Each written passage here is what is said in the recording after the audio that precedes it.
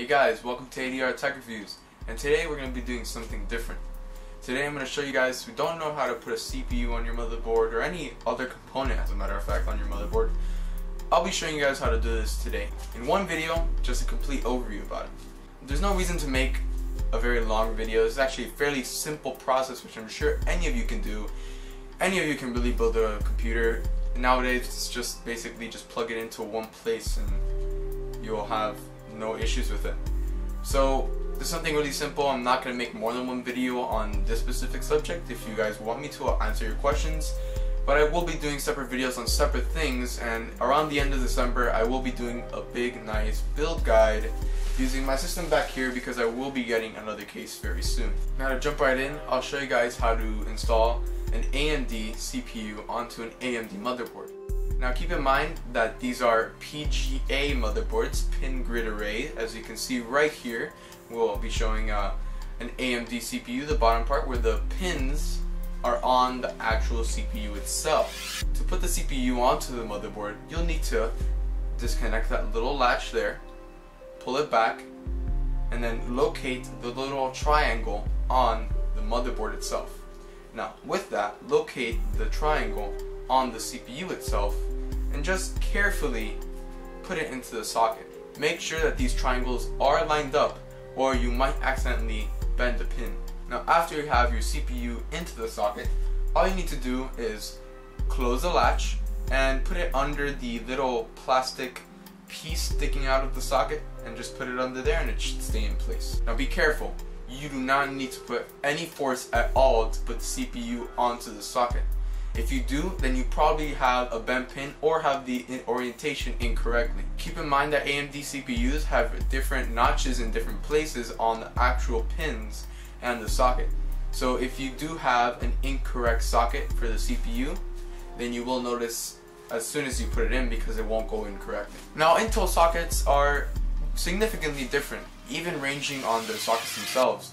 Older sockets will have less pins and different types of closing mechanisms. Intel, ever since 06, changed their CPU style from pin grid array to LAN grid array, which now you see is their sockets are called LGA, number. You know, this one I have here is a 775, if I'm not mistaken, or 755. Now when you get your Intel motherboard, you will notice that the socket has a little plastic top on it.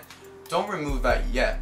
I would suggest that you do take off the little latch that releases the closing mechanism on the side, just like an AMD motherboard, and then you pull it back, and there you would see that the tab on the top will open up. Now do not take the plastic shroud off the motherboard yet. Now if you notice, your CPU should have little notches on the sides of it, and as well as a little triangle. If you want, you can line up the notches with the notches on the motherboard itself, or just locate the yellow triangle or the gold triangle with the triangle on the motherboard. After you have it inside, which I would be careful with this one because the motherboard pins are very sensitive and they're very hard to bend back. Now once you have it in, close the cover of the top. Do not take off the plastic cover, as I will say the third time.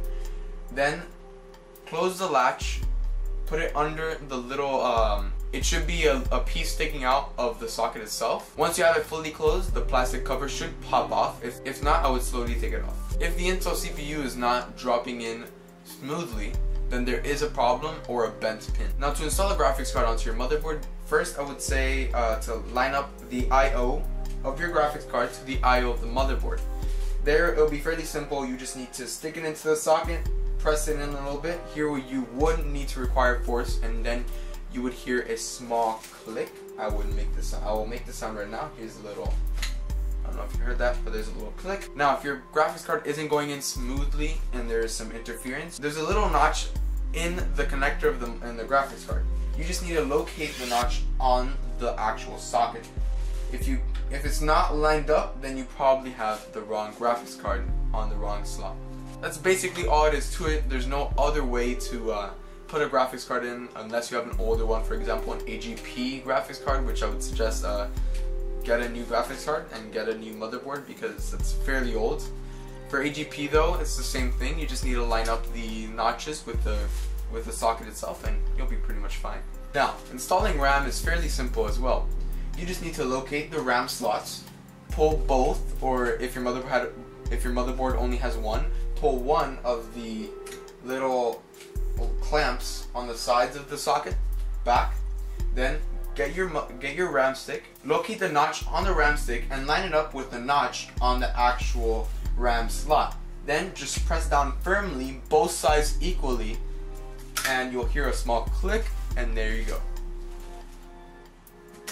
Alright guys, thank you so much for watching my video. Please stay tuned because I will have a build guide coming in soon, and my next video will definitely be a how-to thermal paste guide, because I know a lot of people are very confused with thermal paste. I myself was confused with thermal paste once, but I think I've gotten the hang of it. Now, please subscribe and like my video, follow my Twitter page at ADRTech and my Facebook page ADR Tech Reviews, and please watch my past videos. Every single view helps a lot, and if you would like to donate, I do have a donate button on my page now, and every single cent helps a lot. Thank you guys for watching. I'll see you in the next one.